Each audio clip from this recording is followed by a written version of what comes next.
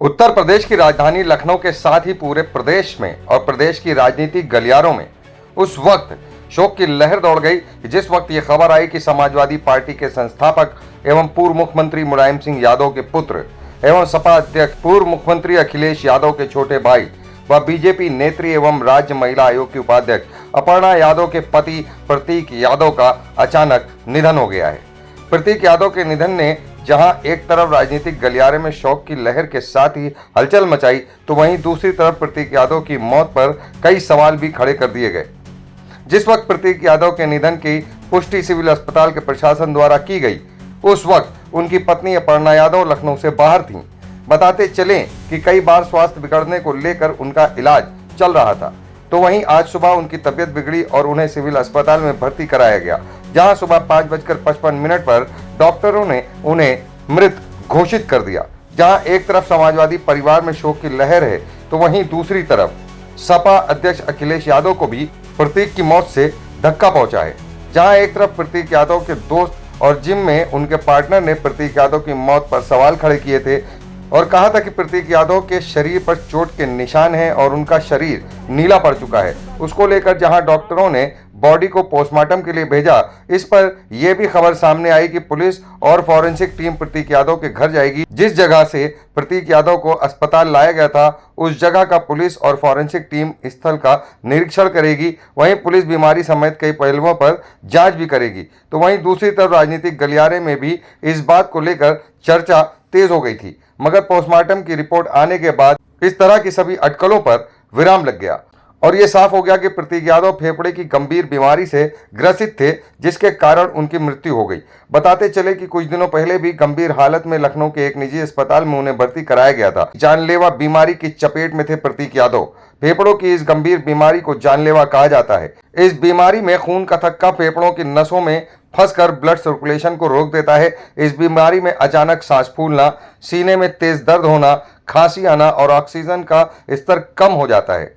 बताया जा रहा है कि इलाज पूरा होने से पहले ही वो आईसीयू से घर चले गए थे, मगर आज फिर अचानक तबीयत खराब होने पर उन्हें सिविल अस्पताल में भर्ती कराया गया था, जहां डॉक्टरों ने उन्हें मृत घोषित कर दिया और पोस्टमार्टम की रिपोर्ट ने भी उनकी बीमारी ही उनकी मौत का कारण बताई है। इस खबर के बाद जहां अपर्णा यादव अपना दौरा रद्द कर लखनऊ एयरपोर्ट पहुंची, तो वहीं दूसरी तरफ पोस्टमार्टम हाउस पर भी लोगों का जमावड़ा लगना शुरू हो गया और अखिलेश यादव भी पोस्टमार्टम हाउस पहुंचे, जहां पोस्टमार्टम के बाद प्रतीक के पार्थिव शरीर को उनके यानी अपर्णा यादव के घर पहुंचाया गया, तो वहीं उनके घर के बाहर भारी भीड़ जमा होने लगी। कई राजनीतिक पार्टियों के बड़े बड़े राजनेता प्रतीक यादव को श्रद्धांजलि देने अपर्णा यादव के घर पहुंचे, जिनमें खासतौर पर उत्तर प्रदेश के मुख्यमंत्री योगी आदित्यनाथ भी प्रतीक यादव को श्रद्धांजलि देने उनके घर पहुंचे थे।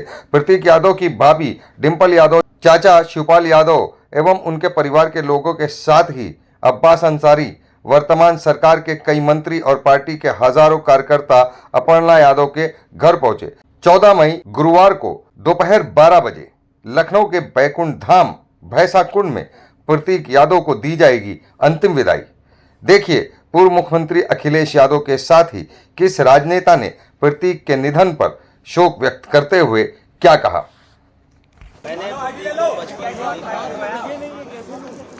आज हमारे बीच नहीं है, बहुत दुख है। नौजवान इसलिए था कि बचपन से ही उसे स्वास्थ्य के प्रति, अपने हेल्थ के प्रति और वो कुछ जीवन में आगे बढ़ कर के काम करना चाहता था। एक बहुत अच्छा लड़का जो अपने मेहनत से कुछ करना चाहता था। बहुत दुखद है वो आज हमारे बीच नहीं है। अखिलेश जी, लास्ट टाइम आपकी बात कब हुई थी? होनी चाहिए, जांच होनी चाहिए। बहुत होनी चाहिए, आपको लगता है जांच होनी चाहिए? स्वाभाविक है कि जो कानूनी और जो कानून कहता है और जो परिवार के लोग कहेंगे, उस हिसाब से हम लोग मानेंगे बात को। अखिलेश जी, आखिरी टाइम आपकी बात कब हुई थी? लास्ट टाइम बात कब हुई थी आपकी? ये तारीख तो नहीं बता सकता हूँ मैं, लेकिन कुछ दिन पहले मेरी मुलाकात हुई थी, लगभग 2 महीने पहले। उस समय भी मैंने यही कहा था कि अपने स्वास्थ्य का ध्यान रखिए और अपने कारोबार को आगे बढ़ाइए।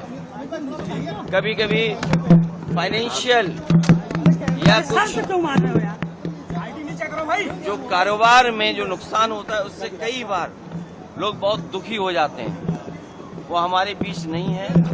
जो कानूनी रास्ता है वो हम लोग अपनाएंगे। प्रतीक यादव जी फिटनेस के प्रति बहुत जागरूक रहने वाले एक युवा थे और आज लखनऊ के अंदर सबसे अच्छा फिटनेस सेंटर दे करके यहाँ के युवाओं को फिटनेस के प्रति जागरूक करते रहते थे। हर युवा का ये ख्वाब होता था कि मैं प्रतीक यादव की तरह हम भी फिट रहें और ऐसा फिट रहने वाला व्यक्ति और इतने कम समय में चला जाए हम सबके लिए बहुत दुखद है। समाज के प्रति उनकी एक अलग सोच थी। यहाँ पर गौशाला चलाते थे, कान्हा उपवन का लंबे समय तक उन्होंने संचालन किया अपने एनजीओ के माध्यम से। यहाँ कुत्तों के प्रति भी उनकी बहुत लगाव था और कुत्तों के लिए उन्होंने अलग से चिकित्सालय की व्यवस्था की थी। एक अलग ये एक उनकी एक अलग दुनिया थी। समाज के लोगों के साथ उनका एक अलग अटैचमेंट था और आज इतने अल्प समय में जाना हम सबके लिए दुख का कारण है। उनके परिवार पर ये दुख का पहाड़ टूटा है। हम सब इस दुख की घड़ी में उनके परिवार के साथ हैं।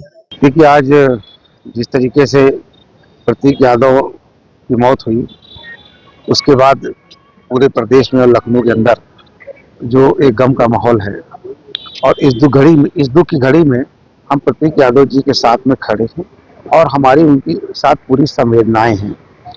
और ये अचानक जब मौत की खबर सुना तो मुझे भी बड़ा एक झटका लगा और विश्वास नहीं हो रहा था, लेकिन जब मीडिया ने इसकी पुष्टि की तो विश्वास हुआ कि हाँ इतना बड़ा हादसा हुआ। अब इसे मौत की बात अगर आप करते हैं तो ये चूँकि कोई ऐसा लगता है कि सामान्य मौत नहीं है और हम चूँकि अभी इस वक्त पूरा परिवार गमज़दा है तो ज़्यादा कुछ कहना ठीक नहीं, क्योंकि ये सब जांच का विषय है। अभी पोस्टमार्टम रिपोर्ट हो रही आएंगी और बिस्तरा रख लिया गया है और इसकी जांच होनी चाहिए। ये मांग तो हम भी करते हैं क्योंकि ये कोई सामान्य मौत नहीं है। बहुत कम उम्र थी, 38 साल की थी। तो इसकी जांच होगी। इस जांच के लिए हम भी मांग करते हैं कि इसकी निष्पक्ष जांच होनी चाहिए और उनकी मौत के जो कारण है वो सामने आने चाहिए। प्रतीक यादव जी के बारे में हमें पता चला, जिसका हमें बहुत ही अफसोस है। वो हमारे पुराने पेशेंट थे। मैं उनको पहले से ब्लड प्रेशर, हाइपरटेंशन और डीवीटी के लिए देखती थी। अभी कुछ दिन पहले उनका यहाँ पे एडमिशन हुआ था, जिसमें उनको पल्मोनरी एम्बोलिज्म हो गया था। तो इसमें ब्लड का क्लॉट जो है धमनियों में जाके जमा हो जाता है लंग्स की।